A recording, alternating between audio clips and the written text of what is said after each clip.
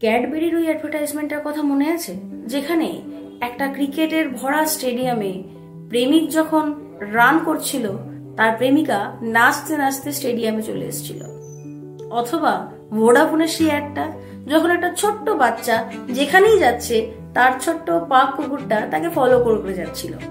স্লোগানটাও কিন্তু ছিল অনবদ্য, তুমি যেখানে যাবে আমরাও ঠিক সেখানেই পৌঁছে যাব। আমি এই কথাগুলো এই কারণে বলছি যে 1980-90 দশকে আমরা এরকমই কিছু অসাধারণ অনবদ্য বিজ্ঞাপন দেখেছিলাম, যে বিজ্ঞাপনগুলো শুধুমাত্র একটা প্রোডাক্টকে আমাদের সামনে তুলেই ধরতো না, বরং এমন কিছু গল্প আমাদের সামনে রাখতো যে গল্পগুলোর সাথে আমরা রিলেট করতে পারতাম। এই বিজ্ঞাপনগুলোকে বানিয়েছিল জানেন?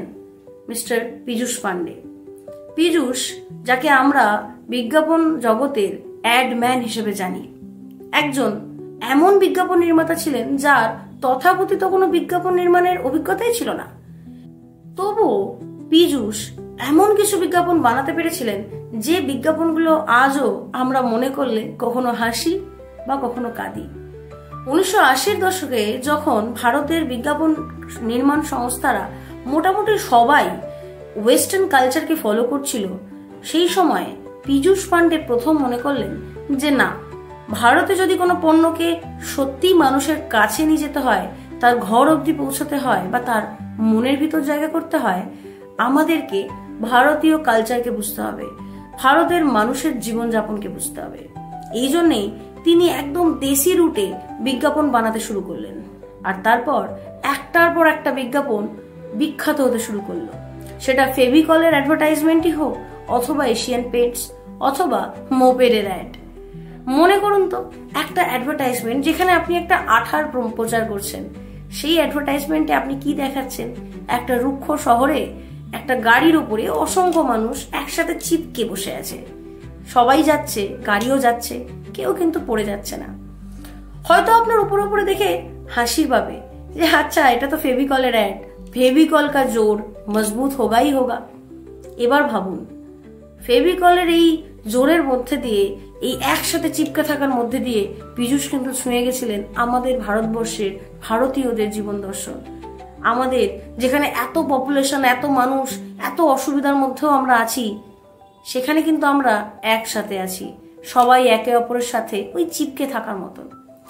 এইভাবেই এশিয়ান পেন্টসেরও অ্যাড যখন পীযূষ বানালো, তখনও কিন্তু প্রতিটা ঘরের কথা বলতে শুরু করলো। মন পড়ে সেই বিখ্যাত স্লোগান হর ঘর কুছ कहता है।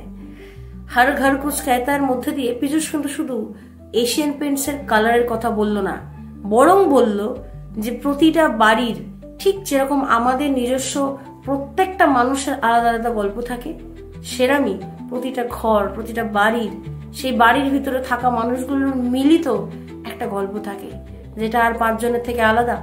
ভাবুন, এই আলাদা হওয়ার যে সুন্দর একটা আনন্দ, তা কিন্তু পৌঁছে গেল সমস্ত ভারতীয়দের কাছে, এবং এশিয়ান পেন্টস হয়ে উঠলো আমাদের দেশের অন্যতম শ্রেষ্ঠ একটা কালার ব্র্যান্ড। এইভাবেই পীযূষ পান্ডে আমাদেরকে উপহার দিয়েছেন অসংখ্য বিজ্ঞাপন। এই কথাগুলো আমি কেন বলছি? এই কারণেই বলছি, যখন আমরা খুব দুঃখের সাথে জানতে পারি যে পীযূষ পান্ডে আমাদের মাঝখানে আর নেই, গত 24 তারিখ তিনি দীর্ঘ নিঃশ্বাস ত্যাগ করেছেন। এই সময় আমার মনে হয় যারা আমরা বিজ্ঞাপন জগতের সাথে যুক্ত আছি, যারা ব্র্যান্ডিং নিয়ে কাজ করছি, তাদের কাছে পীযূষ পান্ডের যে দর্শন, সেটা আরো গুরুত্বপূর্ণ হয়ে ওঠে। কেন বলছি? আজকে ভাবুন তো, আমরা ভীষণভাবে নির্ভরশীল ডেটার উপরে। আমরা মনে করি যে আমাদের কাছে যথেষ্ট তথ্য যদি থাকে, তাহলে তো আমরা এমনভাবেই মানুষের কাছে পৌঁছবো বা এমনভাবেই আমাদের প্রোডাক্টকে নিয়ে যাব, মানুষ কিনতে বাধ্য। কিন্তু না, মনে রাখবেন, বিজ্ঞাপন কিন্তু একটা টেকনোলজির নয়। বিজ্ঞাপনকে পৌঁছে দেওয়াটা টেকনোলজি হতে পারে, কিন্তু বিজ্ঞাপন কিন্তু নির্ভর করে সবচেয়ে প্রথম যে জিনিসটির ওপরে, সেটি হলো গল্প। কি গল্প আমি বলছি, কার জন্য বলছি, এবং সেই গল্পটা আদৌ কি আমি যার জন্য বলছি তাকে স্পর্শ করতে পারছে? অর্থাৎ পীযূষের এই কথাটা যে ভারতীয়দের বুঝতে গেলে ভারতের কালচারকে বুঝতে হবে, তার মনের গভীরে ঢুকতে হবে, এবং সেই অনুযায়ী আমাদের গল্প লিখতে হবে। আজকে আমরা যারা বিজ্ঞাপন জগতে আছি, আমার মনে হয় আজকে এই কথাটা আরো বেশি গুরুত্বপূর্ণ হয়ে উঠছে। বিশেষ করে পীযূষের মতন লেজেন্ড যখন আমাদের সঙ্গে আর নেই, তাকে আমরা শ্রদ্ধাঞ্জলি প্রকৃত অর্থে তখনই দিতে পারবো যখন তার এই বলা কথাগুলোকে আমরা ঠিকভাবে ফলো করতে পারবো।